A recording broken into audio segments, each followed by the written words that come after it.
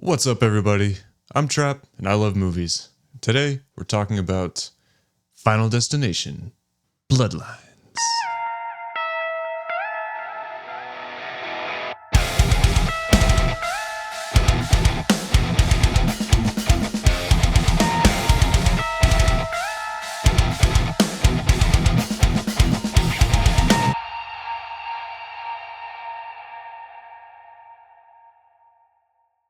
14 years since we've had a Final Destination movie. I was pretty excited.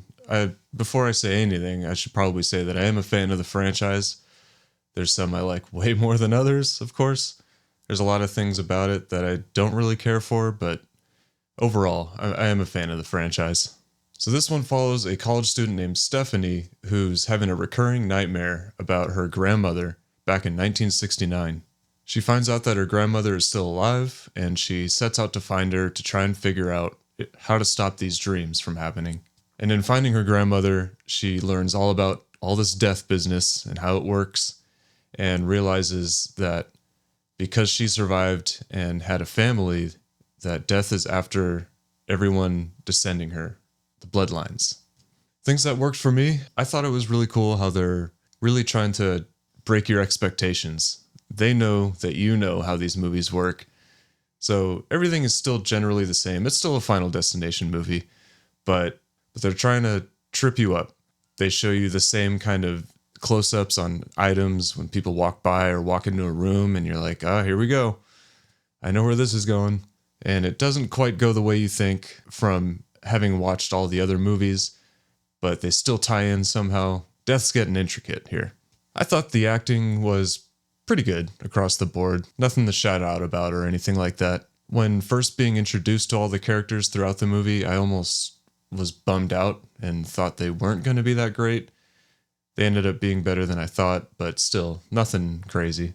The opening sequence, the big money draw for these movies, worked out pretty good for me. I have a serious thing with heights. This one plays with heights in a big way, and it was pretty intense, I'm not going to lie. That whole sequence, the set, everything going on in the Skyview, which is the restaurant that they're in, was all done really well. It was cool to watch the special features because you can actually see that a lot of it was done with actors on ropes and breaking through glass and stuff like that. So there was some practical effects in there. A lot of blue screen stuff, but still done pretty well, I thought. This movie has a character named Eric, who is probably my favorite character in the entire franchise. When you first meet him, you're like, here we go. There's the stereotypical horror movie metalhead. He definitely looks that part, but the actor did so good. He's hilarious. He nailed it. I loved it. There's some really good deaths in this movie. Like I said, death is getting pretty technical in this one. Good gore for what it is. And just the overall slight change up they did to the approach of the movie and the story and why and how it's all happening to these people. Just, it's still the same formula, just slightly different approach to it. And I thought it was pretty cool. It was refreshing enough for me to enjoy it.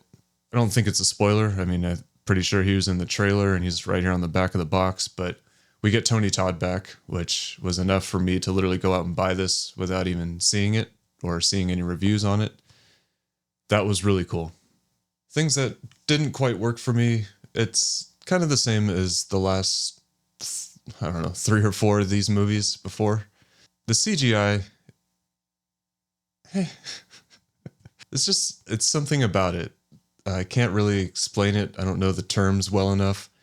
But when you see it, yeah, it looks good. You understand exactly what's happening and what's falling out of these people. When you see it, you immediately know that it's computer generated. I get that they can't do most of the kills in these movies with practical effects because most things are like super hard slamming, real quick, abrupt things, or really big things. I get that it would be really hard to do most of these kills with practical effects, but it's always been something about the computer graphics in these movies that just not quite where I think they want it to be, I think. I think I'm saying that right. But I don't really have much positive to say about it and much negative to say about it without spoiling things. It's just another Final Destination movie. I mean, if you've seen any of them before and you enjoyed them, or even enjoyed one of them before, you're probably going to get a kick out of this movie. I would say watch it. You don't have to go buy it like I did, but it's worth watching. Like I said, I don't really have much else to say without spoiling stuff, so I'm going to get into my spoiler rant here, so there's your warning. So the movie opens up in 1969, which I thought was kind of cool and different. Different little bit of scenery there. And it's following a lady named Iris and her boyfriend. He's surprising her with a trip to this brand new crazy restaurant, skyrise, huge tall building on their opening night. In doing so, you start seeing little clues here and there, like Ring of Fire by Johnny Cash is playing on the radio. You're like, oh, that thing's going to go up in flames. Okay. You see a little kid taking coins out of a fountain, and the security guard's like, hey, don't take coins out of the fountain. It's bad luck. So if you've seen these movies before, you're like putting together all the pieces, like right from the start, which is fun. It's nothing negative. It's fun. I would have kicked that kid in the fountain, but whatever. They get up and they're about to get into the elevator to go up to this huge restaurant, and the elevator's packed. They're like, no, we'll wait for the next one. And for some reason, the elevator guy was like, no, it's fine. Come on in. Like, that would have been my first nope. But they get in, whatever. And then they see that the floor of the elevator is glass. Nope. That annoying kid from the fountain is standing right next to Iris, and he starts jumping up and down. I would have elbowed that kid so hard. I mean, he doesn't even have parents to be found, at least from what they tell or show us. Like, why is this kid even here, man? Get out of here. She starts getting dizzy and nauseous from the heights up there. She's looking out the window and stuff. She goes across to go to the bathroom, and when she's walking across the dance floor, she realizes the dance floor is glass too. Nope. But you find out she's pregnant, blah, blah, blah. He proposes. She says yes, tells the boyfriend that she's pregnant. Big happy thing. They go inside, and now they're ready to dance. And then suddenly she's just totally fine with getting down on this glass dance floor. Like, all those previous feelings are overcome by her joy or something maybe, but I have a real big fear of heights. There's no way I would have gone anywhere near that dance floor, no matter how happy I was. Kid tosses a penny over the side, even after he's told not to. Can we just toss this kid over the railing, finally, please? That helps the turn of events for this big opening sequence. Chaos ensues. Things start crashing. Things set on fire. It's a really cool scene. I really enjoyed the premonition scene in this movie. At one point, I had to pause it and get up off my couch for a moment. I had no idea. I just paused it, got up and left. And when I came back, I pressed play. It was immediately right where the piano crushes that kid. I just laughed out loud. I just squealed with joy. I was like, there we go. And don't get me wrong, I don't enjoy seeing children die in movies. Quite the opposite, actually. Unless it's done in a right way, I guess. I don't really know how to explain it. I guess I can chime into Terrifier 3. Try not to spoil it too much. The opening scene in Terrifier 3 in the family's house, a child is killed off screen and you see the aftermath. That was borderline too much for me, but it's a Terrifier movie. I knew what I was getting into. I was expecting the worst. And then later in that movie, in the mall, there's a bomb that goes off, killing numerous people, including kids. And I had no problem with that scene. I thought it was kind of comical. So up and down with it. I don't know why I needed to justify myself there, but there you go. Anyways, Stephanie wakes up. The dream she was having was that premonition sequence. She knows it's her grandmother. She's never met her before. So she starts off on a journey to find her grandmother. And when she does find her, she lives in this fortified shack right below a big hill with a bunch of trees on it, where I guess she thinks she's safe. But as soon as I saw it, I was like, this looks like the most dangerous place for anyone ever, let alone if you're literally trying to avoid death at all costs. I don't know how she survived there that long. She said she never went outside, but I don't know, whatever. There's one thing I wanted to point out. It's not like a huge deal or anything, but I even marked the time. I put down 37:07, but if you go to 37 minutes in this movie, there's one of the worst audio-visual edits I've seen in a movie in a long time. Usually you got the camera view behind the person that's talking, and by the way their jaw is moving or maybe not moving at all, you can kind of tell in a lot of movies and TV shows that what we're hearing must have been done in an audio booth later. That's not what they were saying when they filmed that scene. That happens a lot, whatever. You gotta get the right dialogue out. This one her face is right on the screen, and she's saying something so obviously different than what she said when she was filming the scene. I had to rewind it like 3 times. I'm like, are you kidding me? Did I see that wrong? Did I hear that wrong? Nope. Okay. But whatever. One thing that really bugged me was Iris's death. Stephanie's like, oh, I think I made a mistake. You're batshit crazy. I'm getting out of here. She walks outside, and to convince Stephanie that this is real and to give her like lifelong book of notes and stuff on all this death business, she finally goes outside the shack, and like a weather main falls from off her roof and gets projected by a oxygen tank or something. This thing is flying, and it gets her right in the back of the head, right through her front of her jaw, and Stephanie's face gets splattered with blood. I mean, that's like probably a steel weather main coming off the roof and being projected like that. That thing was going so fast. I really don't think it would have just stopped in her head like that. I feel like it would have went straight through, taken out Stephanie, the end. But even beyond that, so like maybe it did get stuck in her head. She didn't budge at all. She's like a steel plank just standing there, and wham, this thing hits her and didn't even budge. Like, I feel like that would have shot her feet forward. But it's one of those, it's kind of like the bus plowing scenes with the ambulance in one of them where someone's always walking back in the street talking and a car just flies by them. Also, why are those cars always driving so damn fast in those scenes? Anyways, it's one of those kills, which is a majority of the kills in this movie and most of these movies, if I remember right. Just a really fast moving object, not necessarily a jump scare, but just the shock of they were just fine like a split second ago and now they're torn to pieces kind of thing. That one bugged me. There was a lot of funny moments, like the soccer ball to the head into the trash compactor scene. There's a really cool death sequence with an MRI machine that was really fun to watch. These technicians have no readouts or alarms going off on their monitors that they're sitting right in front of that this machine is on, let alone it's like over peaking its power.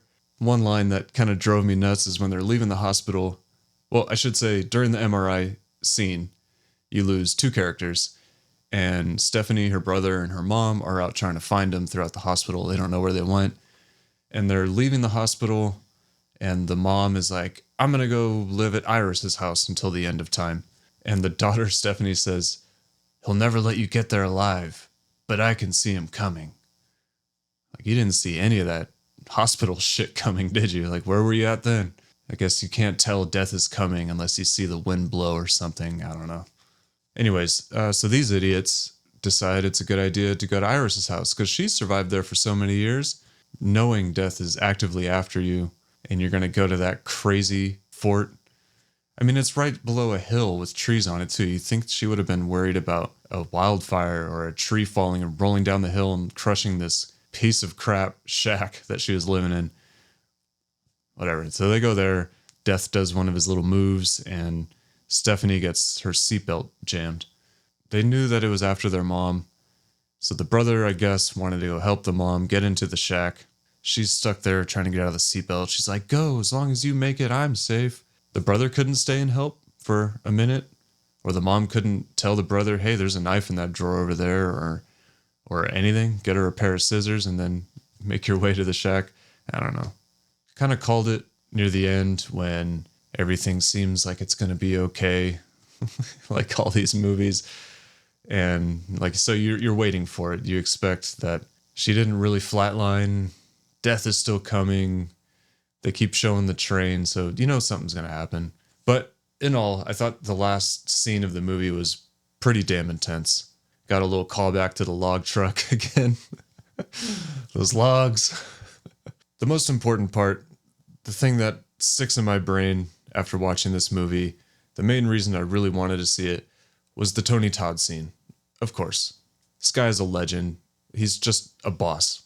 Tony Todd was amazing. I'm so glad that they were able to get him into this movie, and I'm so glad that they gave the character some backstory, tied him into the lore. It's one of those things I always hear about, but I haven't actually gone out and read them.